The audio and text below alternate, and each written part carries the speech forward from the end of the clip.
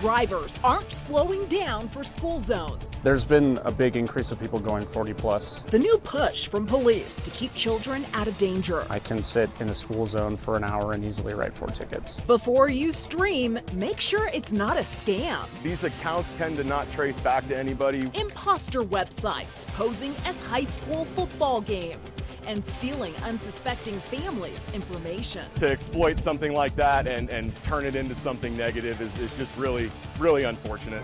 And remembering an Arvada police officer killed in the line of duty over the weekend. Dylan brought tons of light and just great energy to every day. What we're learning about the suspect as loved ones pay tribute to Arvada officer Dylan Vacoff. If there's anything that we can learn from Dylan's sacrifice is the importance of helping those who need it most. Good evening and thank you for watching Denver 7 News on Local 3. I'm Jessica Porter. Well, many kids across the metro have been back at school for nearly a month now, and already one police department is noticing an alarming trend when it comes to getting children to and from school safely. As Denver 7's CB Cotton reports, it's one we can all do our part to fix by slowing down. There's lots of speeding up and down this street. The speeding left this Wheat Ridge grandmother with only one solution to protect her living legacy. We won't let him walk just due to the fact that there is so much speeding around here. She's not the only one telling people to slow down. You're going 40 and a 20. It's a school zone back there. Early this month, Officer Donovan Reitz with the Wheat Ridge Police Department stopped this woman speeding in the school zone here at Peak Expeditionary School. Well, don't you think hurrying to get them to school puts other kids at risk? Scenes like this playing out on repeat for Officer Reitz. I think compared to years previous that I've done school zones, it's definitely a lot higher volume of people going a lot faster than normal. There's been a big increase of people going 40 plus. People driving faster in and around school zones can only mean one thing for this officer. He has to write more tickets. Anywhere from 10 to 15 to 20, depending on the week. I can sit in a school zone for an hour and easily write 4 tickets, depending on the school zone and the day of the week. The reason I'm stopping is you're going 41 in the school zone and the 20 back there. I didn't realize that was And a you definitely school. did not stop at that red light. In Colorado, speeding in a school zone can cost you doubled fines, mandatory court appearances, and points on your license. But it can also cost a child their life. So the reason I'm stopping you is you were going 43 in the school zone back there where it's a 20. I'm raising awareness more than trying to penalize you because it's safer for the community as a whole. In Wheat Ridge, I'm CB Cotton, Denver 7. CB, thank you. The band Hanson experienced the dangers of Colorado's roads over the weekend. Their tour bus was hit by a truck while leaving Denver. The Mbop singers were driving east to Kansas City when they say they were sideswiped. According to their post on Instagram, everyone was safe, but they say the bus was totaled.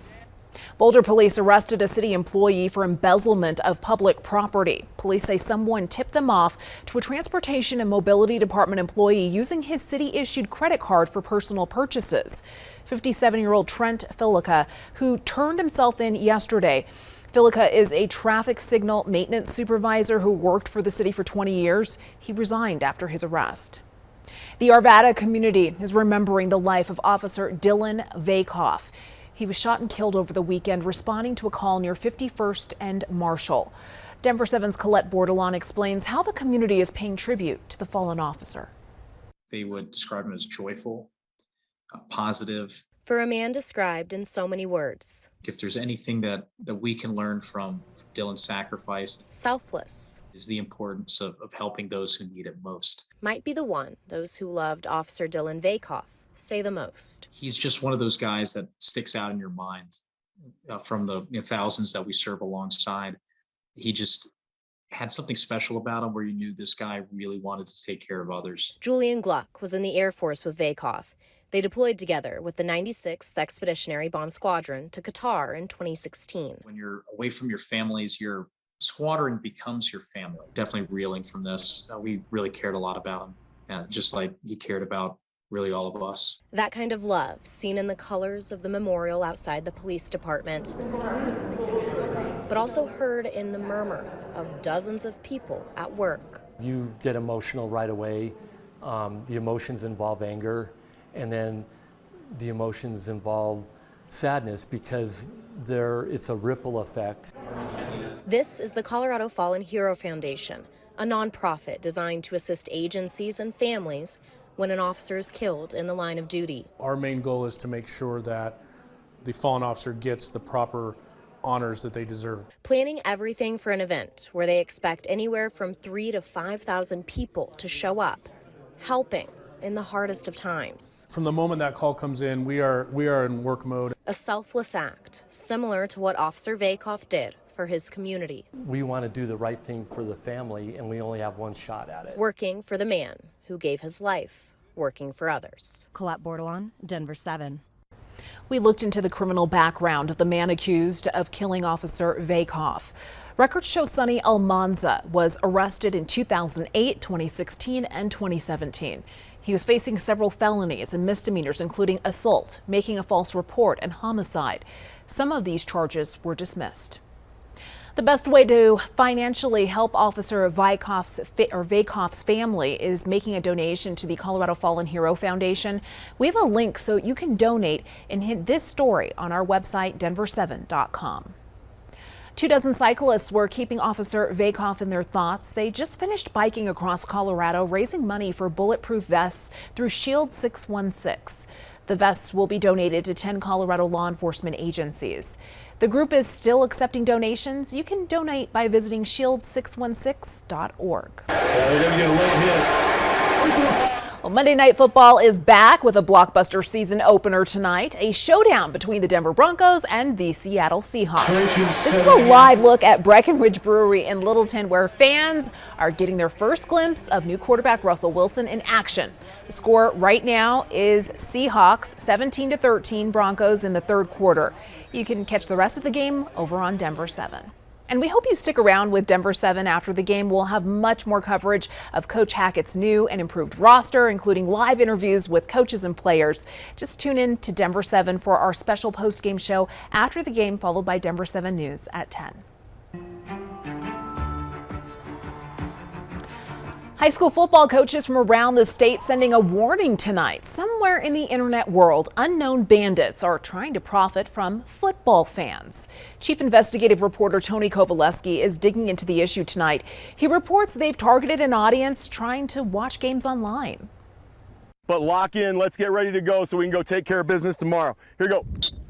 There's business on the football field. Stretch. And now, new concerns about a booming hidden business off the field. I think it's about as low as you can go to try and exploit high school sports. Thunder Ridge football coach Doug Nissenson throwing a bit of a penalty flag on what he has discovered inside dozens of social media posts. It kind of puts a damper on it a little bit because you got to try and get that message out that not all of those links are legitimate and some of them are trying to get some type of information off of you. Coach Nissenson has identified that shortly after he promoted his game and his team on social media, modern-day internet pirates would move in, copy his team's logo, and intentionally divert fans of high school football to a bogus website, asking for credit card information, promising a video link to the live football game, and ultimately producing nothing. It's certainly not just an issue that we face or an issue that Colorado schools face. It's a nationwide issue for high school sports. An issue where accountability remains difficult because the websites and the internet pirates are virtually moving every single week. For now, the solution is education, informing fans of high school sports to be vigilant, because now, with one wrong move, their data, their money could be at risk. I try and go through and report those accounts and delete those posts as quickly as possible or as quickly as they come up, but it can be tough to track through all the platforms and through how many different ones post. Nothing is safe these days, and this is a warning sent last week on Twitter from Broomfield High School coach Blair Hubbard. He called it a streaming scam alert, telling everyone to look for the blue checkbox on both Twitter and Facebook, confirming the sites that are legitimate. He warns they will take your money and your credit card. High school football fans are advised to talk with your schools, and they will connect you to the real streaming links. Tonight, after the Broncos game, we're looking into what the State High School Association and other insiders are doing to shut this down. Tropical Storm K bringing some relief to California's wildfires, but not without leaving a mess behind. Heating up again today. Coming up, how many days will be hot and when we'll see some rain? One Colorado boy pushing himself to the limit. It's not going in. Okay, you want me to climb up? Stop, stop, stop, stop. I can do it. His impressive climb to breaking a world record. Life is risky, life is dangerous, and learning to really acutely manage that is one of the greatest skills.